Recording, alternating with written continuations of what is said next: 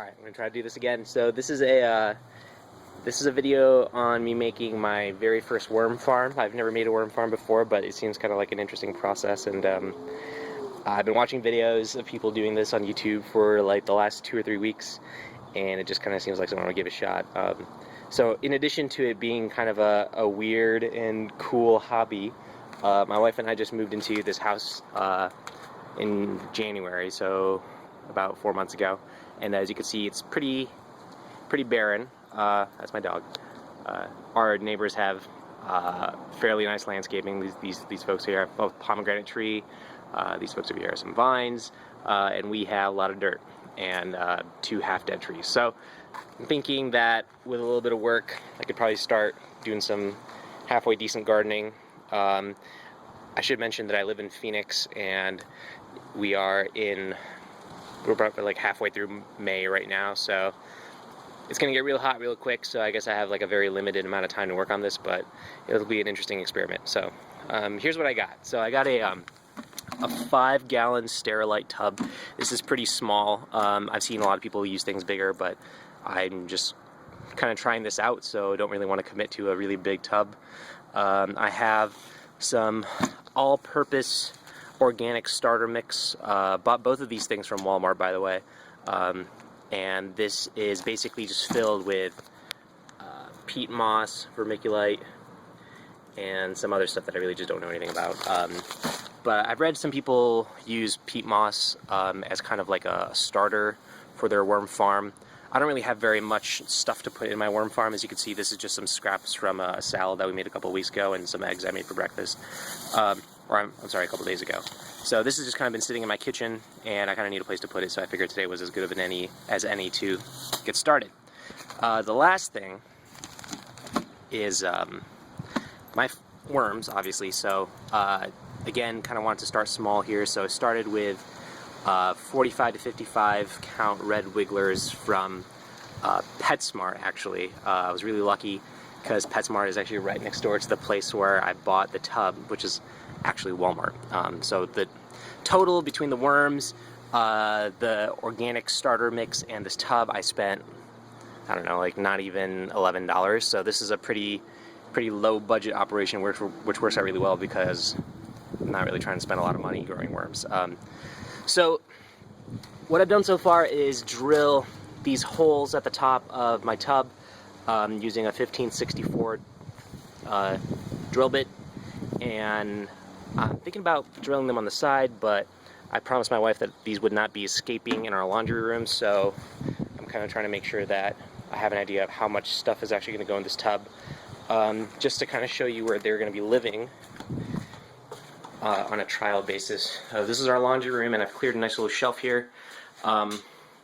Ideally, I'd like to keep these worms outside, but given that we live in Phoenix and it is very soon going to be like over 110 degrees here, this is just going to have to do. So we'll kind of see how it goes. I'm going to get this set up, and as soon as I do, I'll check back in. Okay, so ran into a little bit of a problem here. So I opened up this starter mix, and I don't really think about this. It's kind of stupid in my part, but if you look inside, there's like some sort of white fertilizer, and I think it'll probably be okay, but I'm just kind of like really worried about killing these worms. I don't really want to go back and buy anymore. So I'm gonna put the organic starter mix on hold and maybe use it for something else. So instead, what I did was found some other stuff that I could put in here. So I got a little cardboard tray from a Case of Water, some clippings from my tree up front, and some leaves that we raked up. So I guess this is probably better ultimately, since it is just stuff from around the house, which is the idea. So hopefully that works. I'm gonna toss in got some newspaper clippings. I've read that the shiny stuff is not the best stuff to use, so got some duller paper. I've read mixed things about how good color ink is. I'm gonna roll with it anyway and see what happens. Okay, looks sufficient. Got here a bottle of water with some holes cut up top to kind of moisten things. Don't really have a squirt bottle, so this will just have to do. So I know that we just kind of want to moisten it. We don't want to soak anything. So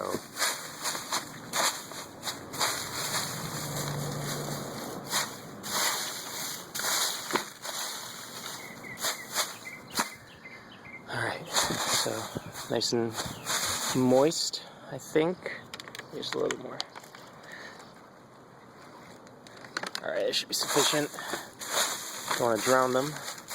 Alright, now for the good stuff. So this is stuff that they are going to enjoy the most. We got peppers, celery, so it's not cilantro, it's parsley, and I think that might be it. Oh, we got a couple eggshells in here too. I heard those are pretty good. But this has all been in the bag for about a day, and we'll see how it works out. Finally, we got the stars of our show here. Probably already pretty sick of being in their little case. They're in this little bedding, so this is just gonna get tossed right there. Kind of distribute them out here. Oh man, look at these guys.